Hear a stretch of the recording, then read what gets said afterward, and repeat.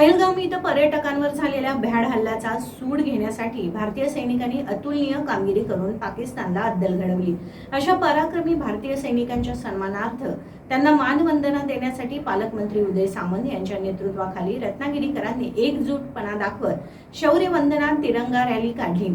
छत्रपती शिवाजी महाराज की जय, भारत माता की जय, वंदे मातरम, जय जवान जय किसान अशा घोषणाबाजीत जयस्तंभाला पुष्पचक्र वाहून सांगता झाली। मारुती मंदिर इथं सर्वप्रथम अमर जवान प्रतिमेला आणि छत्रपती शिवाजी महाराज यांच्या पुतळ्यास पुष्पहार वाहून आणि वंदन करून या रॅलीस प्रारंभ झाला। पोलीस बँड पथकानं राष्ट्रगीत आणि राज्यगीत वाजवलं। पालकमंत्री उदय सामंत म्हणाले, तिरंगा राणीच्या निमित्तानं सगळ्या रत्नागिरीकरांचे मनपूर्वक स्वागत करतो। ही रॅली रत्नागिरीकरांची आणि राष्ट्रप्रेमाची आहे, हे सगळ्यांनी मिळून दाखवून दिलं आहे।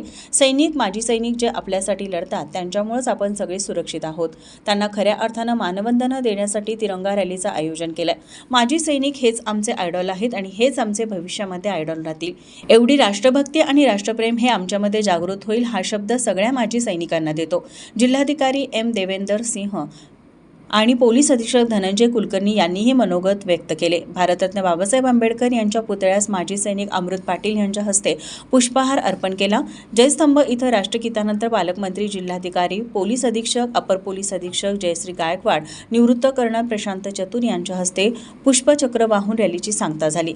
रॅलीमध्ये राजेश सावंत, दीपक पटवर्धन, राहुल पंडित, बिपिन बंदरकर, वकील बंटी वणजू, सुदेश मयकर यांच्यासह आदी उपस्थित होते। रत्नागिरीतील या तिरंगा रॅलीनं आपण सर्व सैनिकांना मानवंदना दिलेली आहे। त्याच्यामध्ये पुढाकार हा प्रशासनानं आणि महायुतीच्या सगळ्या पदाधिकाऱ्यांनी जरी घेतलेला असला तरी ही रत्नागिरीकरांची यात्रा आहे आणि तिरंगा रॅलीनं सिद्ध केलेलं आहे की आम्ही रत्नागिरीकर हे सैन्याबरोबर आहोत आणि देशाचे पंतप्रधान नरेंद्र मोदी साहेबांचे देखील आम्ही आभार मानलेले आहेत की अतिशय ताकदीनं पाकिस्ताननं केलेला हल्ला परतवण्यामध्ये आपण यशस्वी झालो आणि पाकिस्तानला आपण धडा शिकवलाय।